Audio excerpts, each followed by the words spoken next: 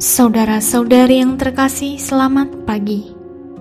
Mari kita awali permenungan kita pagi ini, Selasa 8 Desember 2020, Hari Raya Maria dikandung tanpa noda, dengan tanda kemenangan Kristus. Dalam nama Bapa dan Putra dan Roh Kudus. Amin.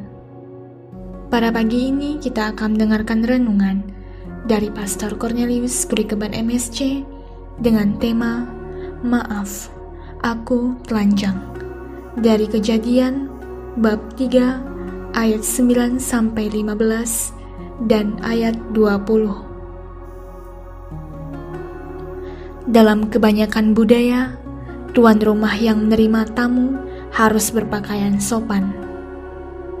Pakaian yang sopan berarti pakaian yang menutup secara wajar anggota tubuh kita.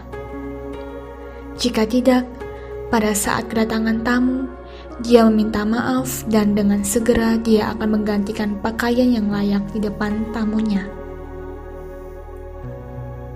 Hari ini, kita merayakan Hari Raya Santa Perawan Maria dikandung tanpa noda. Artinya kita merayakan sebuah kesucian. Kita merayakan seorang anak manusia yang terlahir tanpa noda dosa. Pertanyaannya, apakah ada manusia yang lahir tanpa dosa asal? Jawabannya adalah saat Tuhan berkehendak demikian, tidak ada yang mustahil baginya. Terlahir tanpa dosa berarti cara pandang sang bunda pasti akan sangat berbeda dengan seorang Adam. Adam merasa malu di hadapan Tuhan saat menyadari dirinya telanjang, meskipun tidak ada orang yang mengatakan bahwa dia telanjang. Kesadaran akan ketidakpantasan itu lahir dari kesadaran akan kesalahan yang telah diperbuat. Kesalahan itulah dosa, alias melanggar perintah Tuhan. Namun Maria di hadapan Tuhan yang memanggilnya dengan penuh kerendahan hati berkata, "Sesungguhnya aku ini adalah hamba Tuhan, terjadilah padaku menurut perkataanmu itu." Adakah Maria melihat dirinya sebagai seorang telanjang? Adakah Maria lari dan bersembunyi saat malaikat Tuhan datang menghampiri dirinya?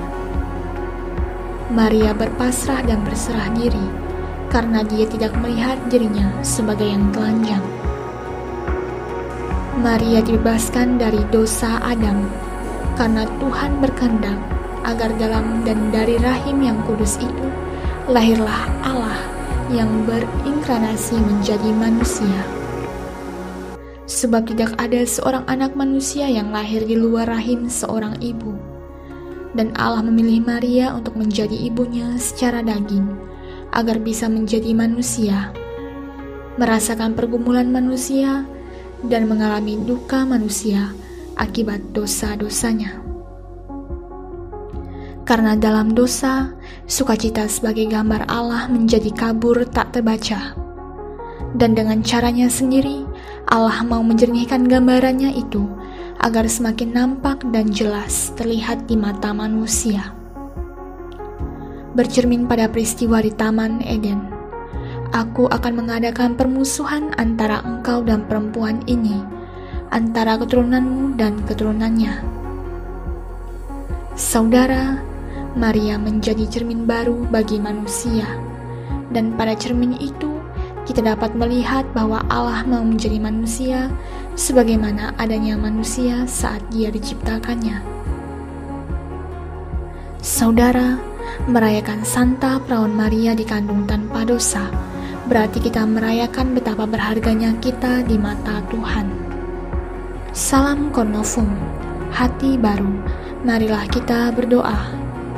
Allah Bapa yang Maha Kasih, Engkau telah menciptakan Bunda Maria dan menghadirkannya di dunia tanpa noda dosa.